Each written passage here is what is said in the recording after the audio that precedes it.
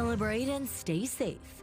Being as it's one of the hottest days of the year, we're going to make sure we look after our participants. Staying cool as dangerous temperatures hit Windsor, Essex during Canada Day festivities. Safety first. I just can't bear the thought of someone else, drowning when lifeguards aren't there. Council approves the relocation of Sandpoint Beach to avoid deadly currents. And from craving to compassion. Windsor pizza is like the best in the world. So of course I was missing that. How an unassuming Windsor pizza post sparked a massive burst of long-distance assistance.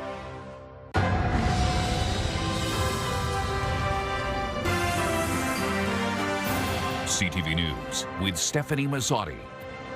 Good evening, and thank you for joining us on CTV Windsor and AM 800. It's a hot one, and it's not getting any cooler. CTV meteorologist Gary Archibald joins me for a first look at the weather and these soaring temperatures from the top of the Bell Building tonight. Gary. Good evening, Stephanie. Good evening, folks. It is practically unbearable if you're wearing a jacket and tie, but I'm only on the roof just for a few minutes. I can tell you the breeze coming from the southwest does help a bit. Being in the shade certainly helps even more. And of course, staying hydrated. The UV index is through the roof. It's 10 plus, so that adds to the complete docket, if you will, of things to be concerned with when being outside. Temperatures under this ridge of high pressure, which will continue to reinforce a good southerly flow, will be in the 30s, mid-30s over the next few days, and not likely to see much in the form of any rainfall, feeling like about 43 to 47, and that includes Canada Day tomorrow. Canada Day is sunny to start, sunny throughout the midday, early afternoon, a chance of showers in the evening, maybe even some thundery weather, but it will be definitely hot and humid. I'll break down the forecast going forward into next week to see if there's any relief in sight. Stephanie? And this blast of dangerous heat has forced the Windsor-Essex County Health Unit to extend its orange heat warning. The warning continues into Friday and may once again be extended into the weekend. An extended heat warning is issued when 3 or more consecutive days are expected to have a high of 31 degrees or more and a nighttime temperature of 21 degrees or more, or a humidex over 42. Medical Officer of Health Dr. Mehdi Alouche says everyone is at risk from heat, especially older adults, infants and young children, people who work and exercise in the heat, and those with certain medical conditions. But prevention is the key. We encourage everybody to look out for one another and take steps to make sure that their family, their friends, their neighbor, and all their adults, particularly, as you mentioned, those living alone, are safe during these times, and they're not left alone. These dangerous heat and humidity arriving just as Canadians prepare to celebrate our country.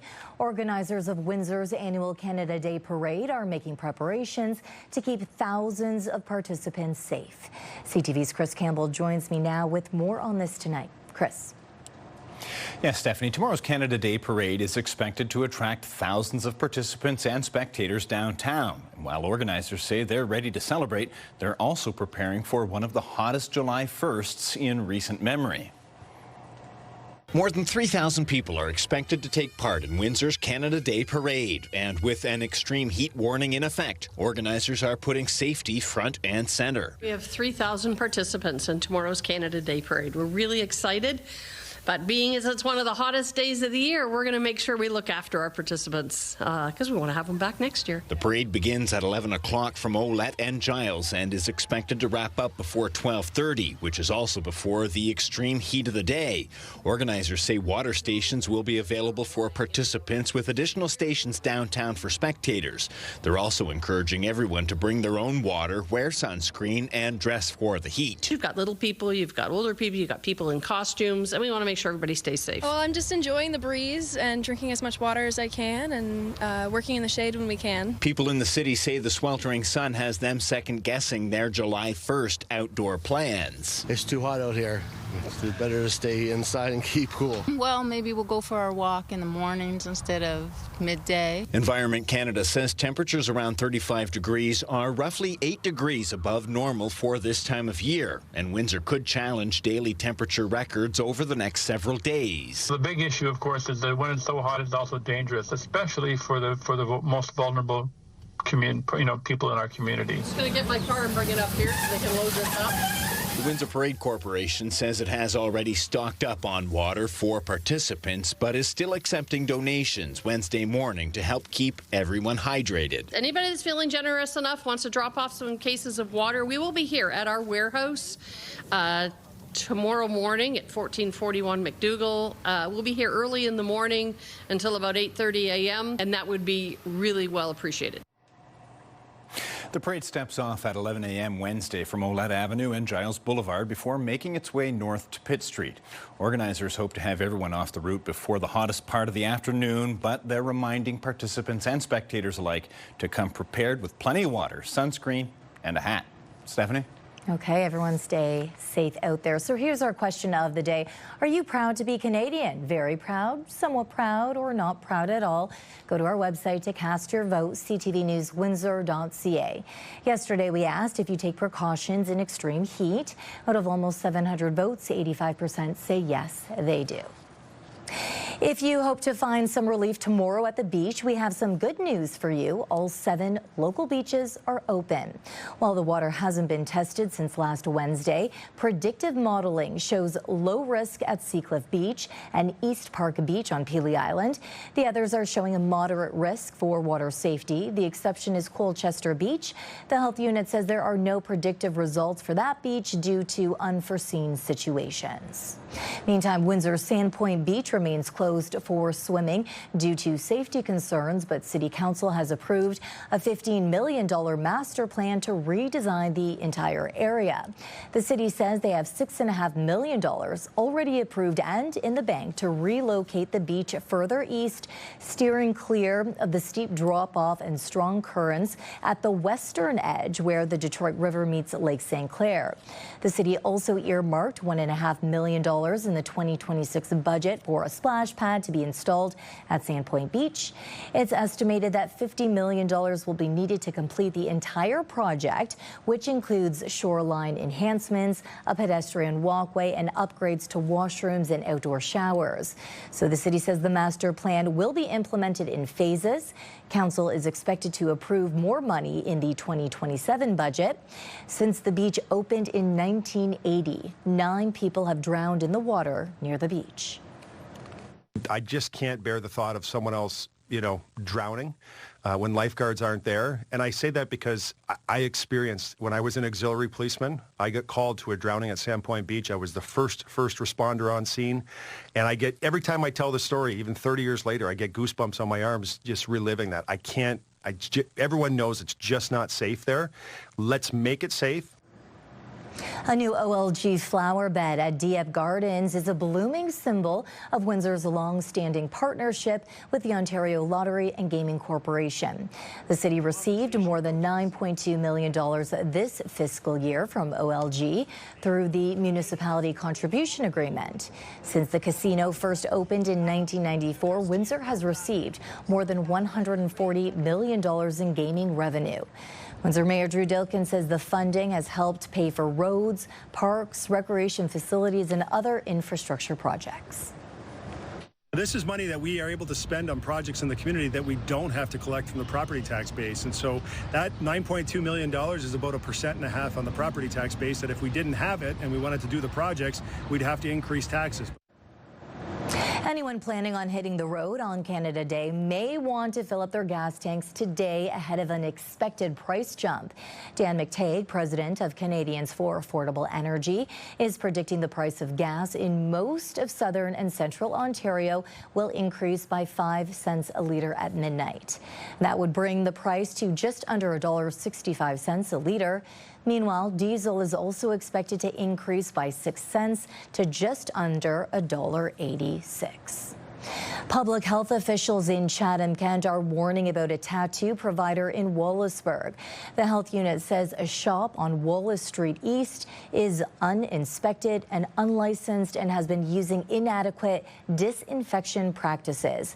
Anyone who received a tattoo from this business in the year 2026 is advised to contact their healthcare provider and arrange a clinical assessment. The health unit says there is a risk of blood-borne infections such as HIV or hepatitis, as well as infections of the skin. Windsor police have arrested 2 suspects in regard to a $10,000 theft. Officers say suspects cut the wiring and took an air conditioner from a South Windsor home on June 11th. The stolen unit has since been recovered. A 44-year-old man from Lakeshore and a 35-year-old Windsor man are now facing charges. With new school attendance rules set to take effect later this year, Ontario's education minister is urging parents not to pull out their kids from class to attend sports tournaments. Starting in September, attendance and participation will count for between 10 and 15% of a student's grade. If they have more than 2 unexcused absences, they will not be able to get full marks. The absences are usually for illnesses or religious occasions, but some students are excused on Fridays if they have weekend sports tournaments. Education Minister Paul Calandra is discouraging the practice, saying school should be the priority. He did, however, say he is prepared to make accommodations for certain high-level athletes. Next time you visit Point Peely's Tip, a new mural will welcome you in. This 6-panel mural was created by Moses Lunham of Kettle and Stony Point First Nation. The piece features greetings in 3 languages and is painted in the Woodlands style. In other news, it's no secret Windsor pizza can create a sense of joy, but for a former Windsor resident, his pizza delivery came with more than just the pie. CTV's Robert Lothian joins us now to explain. Robert. Yeah, Stefanie, now living in Sault Ste. Marie, Dallas Reed doesn't eat Windsor pizza as often as he once did. With life being tough lately, he took to social media to ask about the quality of a new joint in town. When the Windsor community learned about it, they delivered a lot more than just pizza.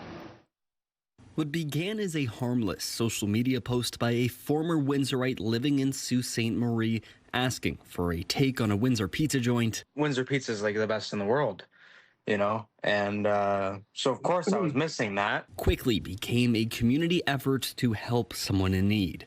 Windsor Food Spotters creator Sean Risk offering to deliver the pizza to Sault Ste. Marie if his post received 519 likes, a nod to Windsor's area code. So I think in an hour it hit like 1,000. And I said, well, it's time for me to go and deliver a pizza to Sault Ste. Marie. That's when the story took a turn. He said, you know, man, I appreciate you reaching out. It's crazy timing. I'm in Sudbury right now with my family. My father underwent a 15-hour-long surgery. Dallas's father, Chris, is receiving care in Sudbury after a major surgery for a rare form of cancer. He's the best father I could have ever asked for. Touched by their battle, Risk put a call out on social media. Once I did, the entire city rallied behind it. And then from the moment I made that post, 48 hours after, I spent the entire time bouncing from business to business. Filled coolers, gift baskets, pictures, nearly $1,000 in gift cards and more. Windsor Essex businesses donating goods, no questions asked. On Sunday, Risk drove everything to Sudbury to meet Dallas and his family. I appreciate it. Being able to alleviate that stress off and that burden off of their shoulders meant the world to them. And, you know, it was good to see. And having the city of Windsor rally behind me was an incredible feeling. Risk drove Dallas back to Sault Ste. Marie, capping off several days his family will never forget. We couldn't have, I don't think we could have done this without like all of this. This is too much. Like it's so helpful. They're so happy. And so after a social media craze, several hours on the road, and some new friends along the way, Dallas finally got his pizza. Dude, pizza was killer, dude. Now, fortunately, Dallas's dad, Chris, is recovering well, and they're hopeful he will get out of the ICU any day now. Once he's recovered, they're hopeful he can travel here to Windsor to thank the city that supported him. Steph? And no doubt we will be catching up with them. Absolutely. The story is far from over, it seems. And we do know our community is so generous, and this is just the perfect example of it. Absolutely. I know there were even more businesses that were looking to donate, so always a helping hand around here. Okay, Robert Lothian, thank you for this. Now, we want to hear from you. Do you have a comment or a question, an idea for a great story like this one? Please text us at 10400. Still ahead on Windsor's news later, the role of climate change, Ottawa's admission, and why the federal government is shifting its targets. Later, dreaming of a vacation home, the hidden risks of buying property outside Canada.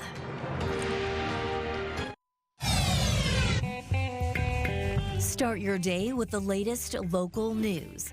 By signing up for our newsletter, you'll get direct local content straight from CTV Windsor to your inbox, including top stories, the forecast, and videos. You can sign up at ctvnewswindsor.ca. Ontario's jail guards are asking for assistance after a coroner's report highlighted a suicide crisis among correctional workers. The report found 34 correctional workers have died by suicide over the past 15 years. Half of those incidents happened between the years 2020 and 2024, double the rate of the previous 9 years. The report makes more than 24 recommendations aimed at improving the health of workers in provincial and federal institutions. A spokesperson for the Ontario Public Service Employees Union describes the situation as an emergency and is calling for unlimited inpatient and outpatient mental health benefits for guards. In other news, Prime Minister Mark Carney is pointing to the role climate change is playing in fueling forest fires. He describes the climate crisis as part of a broader energy crisis in Canada. And as CTV's Mike Locouture reports, Carney is also admitting where Canada stands on meeting its climate targets. The certainties of the world of 2015 are long gone. It's a sobering message about fighting climate change from Prime Minister Mark Carney. While saying the climate plan he inherited was well-intentioned for the time, Carney doesn't believe it fits today's realities. The changes we have made will mean that our emissions will be higher in the next few years than they were projected to be under the previous government's plan. But in my judgment, that plan was not sustainable over the long term. And that plan was to cut greenhouse gas emissions by 40 to 45% of 2005 levels by the year 2030.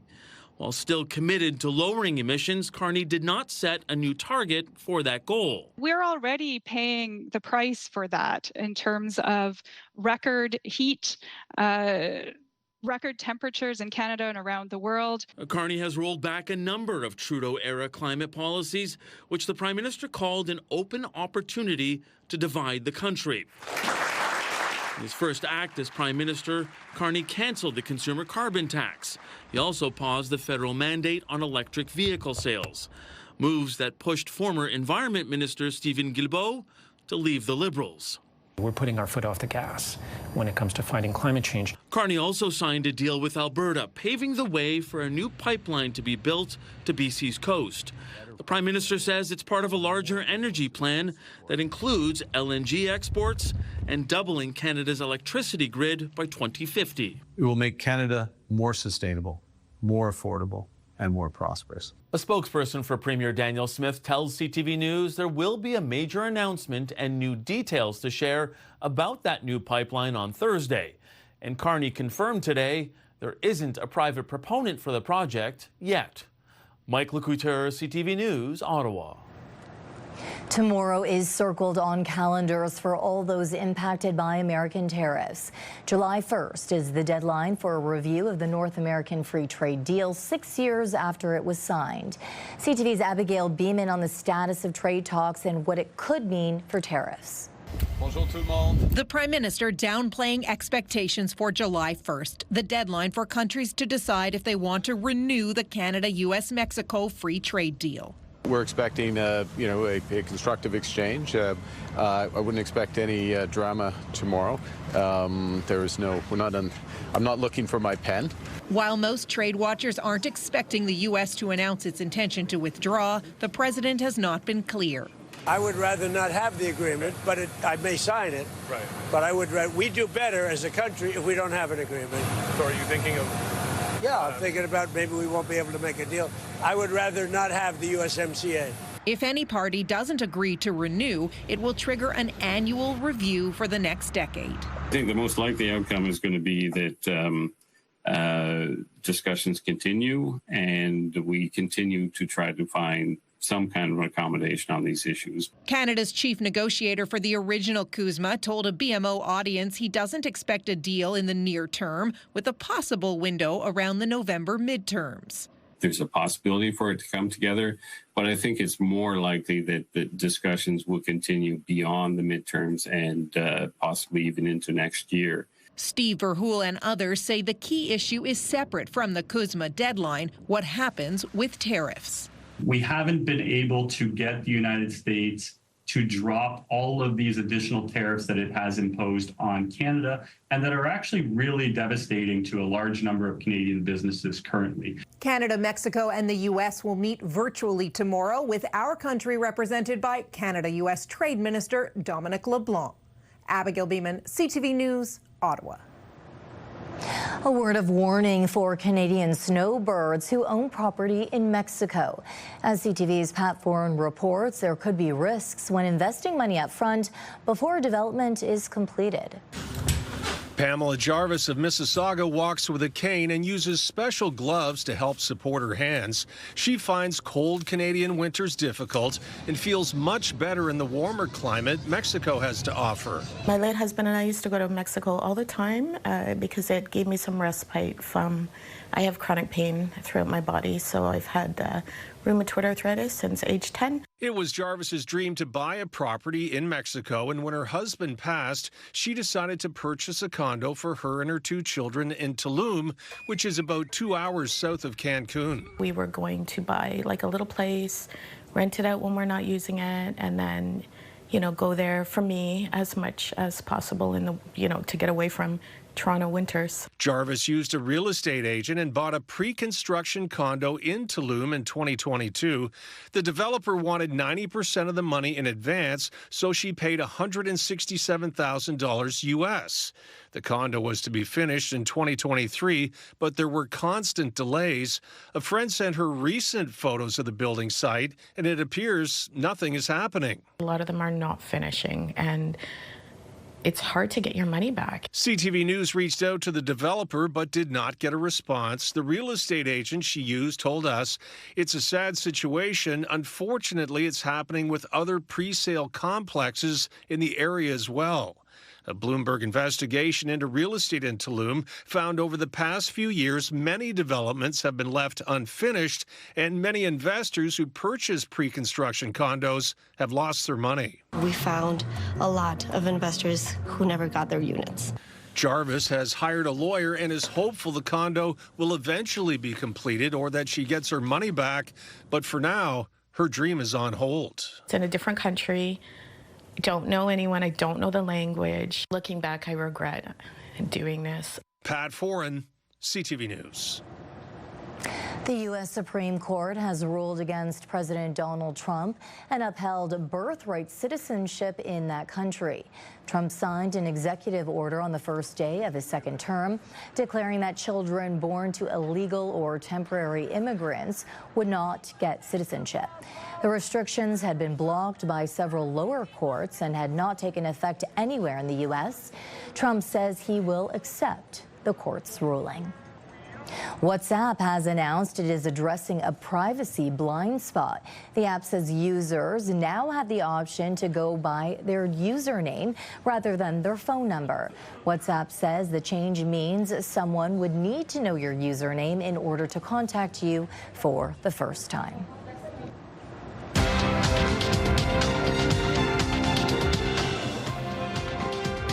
The financial and base metal sectors helped to boost Canada's main stock index. In Toronto, the TSX gained 33 points. In New York, the Dow added 136. The Nasdaq is up 394. The Canadian dollar is down a modest 0.02 cents. On commodity markets, gold lost 40 cents an ounce and oil fell $1.25 a barrel. A new targeted cancer drug is doubling survival rates for some colorectal cancer patients. The breakthrough when we return.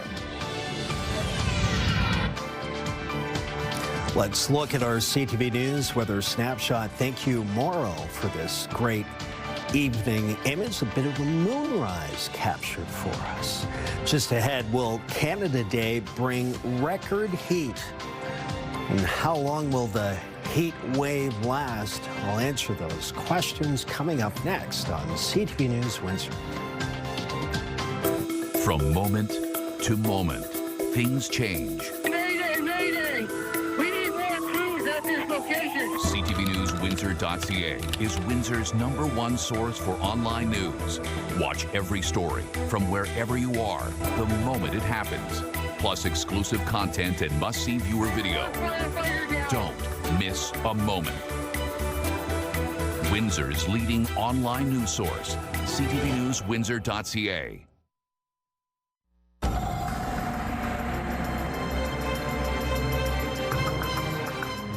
A gorgeous flower there, but please be cautious if you are outdoors during this heat and humidity. Gary joins me again for an extended look. At Jackson Park today. So the flowers look great. They are under some duress from the high heat. We aren't going to see a significant rainfall for the next several days, so keep that in mind as well. Our plants, our gardens need to be refreshed, hydrated that is. Heat warning continues when we're in the orange. It means that there's high impact and a very high confidence that this will continue to unfold. It's happening now. Warning meaning it's imminent or ongoing. It's present. In terms of temperatures, well, we are nearing records unofficially, and we'll wait within the next 24 hours to see what comes of it from Environment Canada, who officially declare records. And we're nearing 35, 36 today. It has felt a lot warmer. Air quality is still decent, in part due to a steady breeze. We'll talk more about the winds and the importance of that in helping to, well, keep things somewhat civilized out there. 34 or 93 degrees Fahrenheit at the airport in Windsor, 32 or 90 in Chatham-Kent at the weather station there. Feels like about 43 in Chatham-Kent, mostly cloudy. Mixture of sun and cloud in Windsor, feeling like 45. The hot spot in the country is in southern Ontario. Obviously, we have seen a concentration of a good southerly flow coming up from the Gulf of Mexico and the Mexican Plateau. The winds out of the west-southwest will be sustained between 35 and 45, at least until about 9 or 10 p.m. That does help a bit. The ridge of high pressure, though, is keeping things relatively quiet and dry. The worst weather is on the fringe of the high, and that's being sent to the north and then east of us, so we're not likely to see much in the form of precipitation today or Canada Day tomorrow. The evening is warm. It's 33 by 8 o'clock down to, say, 30 by 10. Clear to midnight. 28 at that juncture feels like 36. Take a look at our Enercare-style 7-day forecast. Heat wave criteria is met for at least the next 4 days straight. We're averaging about 35. Canada Day could see some scattered showers in the afternoon. I think it's a low probability. It will feel like about 45 to 47 tomorrow. Showers Friday, Saturday, Sunday, but still warm in the lower 30s. Some relief in terms of temperatures Monday, Tuesday, 30, then 29 of next week.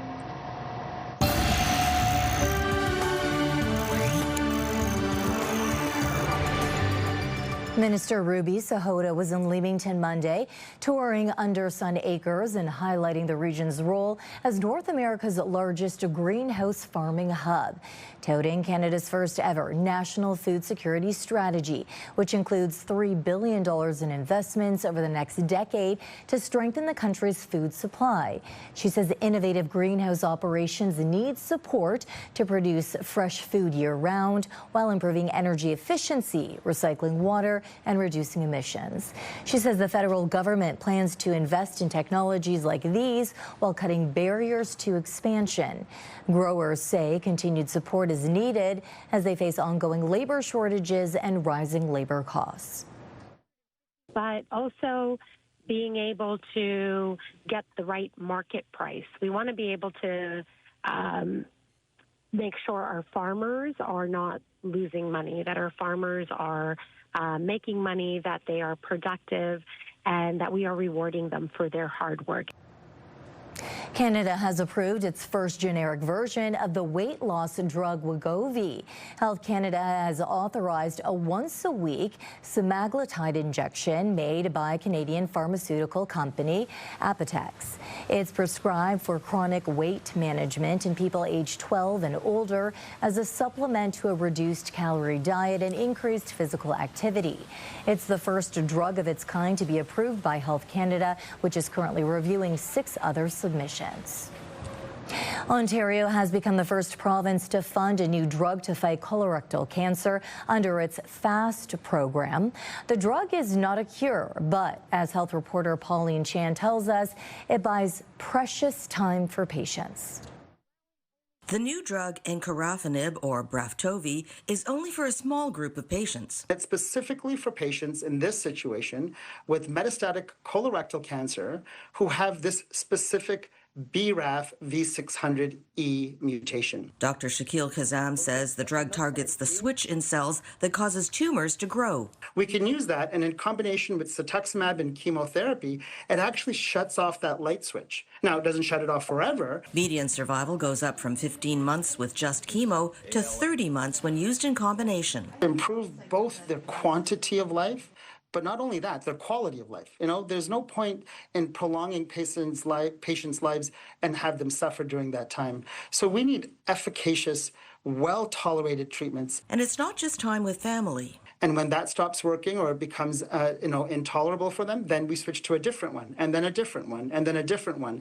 And as that time frame increases, that allows our colleagues who are researching colorectal cancer to come up with new treatments. I had early onset of metastatic colon cancer to liver and lungs, starting in 1995. Barry Stein had to go to the U.S. for special surgery. Also, one of the treatments that I required, called hepatic arterial infusion to give chemo directly to my liver, was not available in Canada. But despite being given just a 15% chance of survival, he is now cancer-free 3 decades later.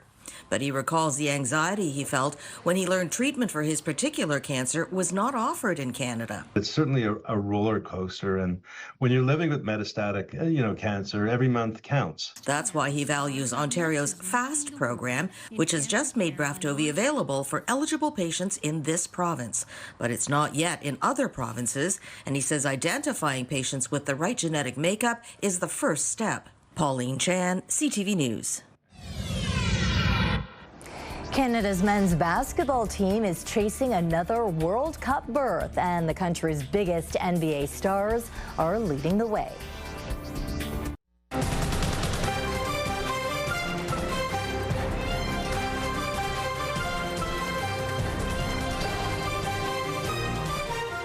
The city of Toronto is set to host one more FIFA match this World Cup, a knockout game between Portugal and Croatia. The teams are set to square off at Toronto Stadium on Thursday, and preparations are well underway. The final World Cup match to be played in Toronto is saving the biggest and best for last. Portugal versus Croatia, 2 prominent soccer nations with deep ties here in the city. It's going to be mayhem. There's a Croatian song called Neopisivo, undescribable. It is the best word to describe what will happen Thursday here in Toronto. Ivan Gerbesic with the Croatian Chamber of Commerce says the first match Croatia played in Toronto last week, where 10,000 fans crowded the streets, was just a warm-up. We are proud to announce that we will reopen Croatia House for Thursday for a pre-party as well as a watch party. Soccer heavyweights Cristiano Ronaldo and Luka Modric bring the star power to match the fan power that's already here. Both communities, both countries, and to see an epic match between Ronaldo and Modric, knowing that it is likely the final match in a national team jersey for one of them. In Little Portugal, the bell rings inside Amigos de Dundas for every Portuguese goal. Owner Miguel da Silva says while his bar will be packed, this match will be like nothing we've ever seen. It's like something you expect that to be like just a dream, but now as reality is coming over here to Toronto to play a major tournament like a World Cup. Across the street at Lula, bartender Diego Regalado is taking inventory. He says, look out if Portugal wins. I think it's gonna be crazy. It's gonna go crazy. I think they're gonna take over the streets. So don't take your car out that day because I think you're gonna be stuck in traffic. But above all, it'll be a celebration and an historic moment for all fans. It is an indescribable feeling, and it's something that will likely never happen again. But those fans will have to wait just a couple more days. Sean Lee Thong, CTV News, Toronto.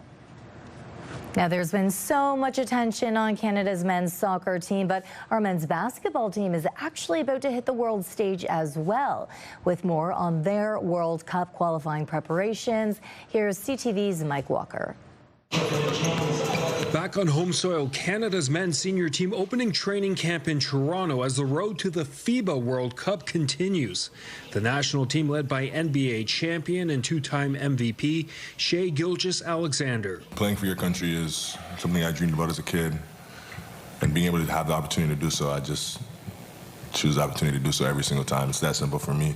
The Hamilton native named team captain, a role he will share with the Phoenix Suns star Dylan Brooks. I think he's very unrattled, and that's why he's our captain of our team, super composed, knows the game. Brooks and Nickeil Alexander-Walker are among the notable NBA stars among the 16 players on the roster for the next set of qualifying games. Canada has dominated the FIBA qualifiers so far, undefeated in 4 games and sitting in first place in its group. They're already in the driver's seat. All Canada really has to do is hold serve here. They've certainly got the talent to do it. The goal is to reach the podium, building on the success of the 2023 World Cup that saw Canada defeat the U.S. in the bronze medal game, its best finish ever. The vision is gold, World Cup, Olympics. The new head coach looking to build a foundation requiring a 3-year commitment from the players. We have a group of elite individuals and a lot of players who can impact the game in different ways. But first and foremost, we need to create a team mentality. It just doesn't happen overnight. It takes some time. Canada will play its next 2 games of the qualifiers at TD Coliseum in Hamilton, starting on Friday against Puerto Rico and then July 6 against Jamaica. Playing at home and playing in front of the home crowd is something you definitely want to do. We very rarely get opportunities to play in our country. But hundreds of tickets remain unsold, prompting the team's GM to make an appeal to fans. We need to fill the stadium, right? There's players here that want something for their country, and their country has to want it for them too. The TD Coliseum announcing today it will debut a court in honor of Gilgeous-Alexander at the World Cup qualifiers it's hosting. Mike Walker, CTV News. CTV Melanie Kettner joining me on the desk right now. It's almost time for Happening Now. Melanie, what do you have for us tonight? Well, the health unit has some tips to stay safe in this hot weather, and they aren't the ones you usually hear. Stay tuned. This is your CTV Windsor Our Community Calendar. Join us for Run for Rocky on Saturday, August the 8th. Windsor, Essex most welcoming run and walk event. Register today at runforrocky.com. See you next time on Our Community.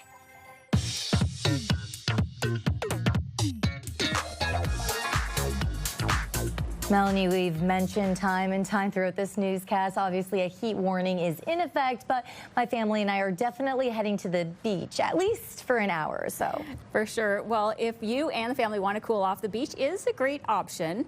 It's nice to hear most of the local beaches are safe to swim in on Canada Day, but as Windsor's medical officer of health explains, there are still preventative measures you need to take in this heat wave. Sunscreen is very important. Staying in the shade is very important. And also regular hydration with water. Every hour or so, we need to drink before we become thirsty. Thirst is a response to dehydration. Of course, we've got more on the heat online at ctvnewswindsor.ca. And we also have a list online, Melanie, heading into the Canada Day holiday. Yes, July 1st is Canada Day midweek this year, so we put a list of what's open and closed tomorrow. Looks like you can still do some shopping. Devonshire Mall, Tecumseh Mall, and Windsor Crossing outlets are all open with reduced hours. However, post offices, banks, and government offices are all closed. And it's always a good idea to call ahead and see if something's open before heading out the door. And in our social spotlight, a lacrosse game in Hamilton got a little chippy. There's a chipmunk in the corner. This little guy somehow got onto the floor into the arena, sending several players after it. And the Ontario Lacrosse Association posted a photo of the chipmunk secure in the mesh pocket of the stick afterwards and, well, hopefully return to the wild, Stefanie. Yeah, it looks like it needed the whole team in order to catch the little guy. He's pretty quick. Yeah, although they have the perfect utensil for it, or it's exactly to scoop it up. I wonder if they have surveillance video inside of the whole building to see like how it actually came in and how it came to be. Who left the door open? I know. Okay, how can our viewers submit a video for this trending segment? Yeah, if they have something cool like that, they can email us at newsnow@bellmedia.ca or text it to 10400. And that's what's happening now. Thank you, Melanie. When we return, a routine trip to the card shop turns into a once-in-a-lifetime pull for one 9-year-old.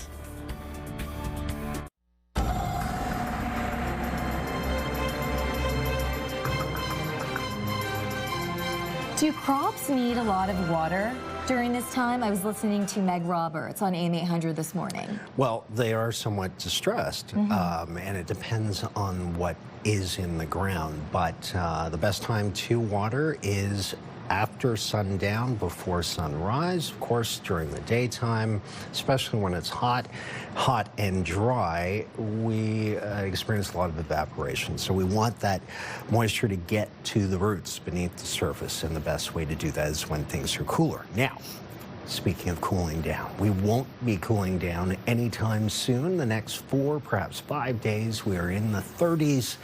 Feeling like the 40s. Could see some scattered showers tomorrow afternoon for Canada Day. Happy Canada Day to everyone, but it could feel like 44 with a daytime high of 37. That's like we're talking about Fahrenheit scales. So today's temperature felt like about 108 in the middle of the afternoon. Towards the latter stage of the afternoon, it was about 115. So it's incredibly warm. It just puts it into perspective that we should take care. We'll start to cool off early next week. Okay, take advantage of those splash pads and those beaches. Good idea. Okay, Sanjay, we're talking about auto insurance. That's right. Big changes going into effect across the province when it comes to auto insurance. And again, those rules go into effect starting tomorrow. And drivers, they'll have much more choice, which could save you money. But if you drop certain coverages and get into an accident, you may not have the same protections you had before. We'll dig into that tonight at 11. Plus, we'll tell you about a new Canadian-made blood product aimed at helping save trauma patients when every second counts. Okay, thank you. Finally tonight, a 9-year-old baseball card collector has turned one lucky pack into a life-changing payday. Correspondent Patrick Cornell shows us the rare find and the boys' plan for the windfall.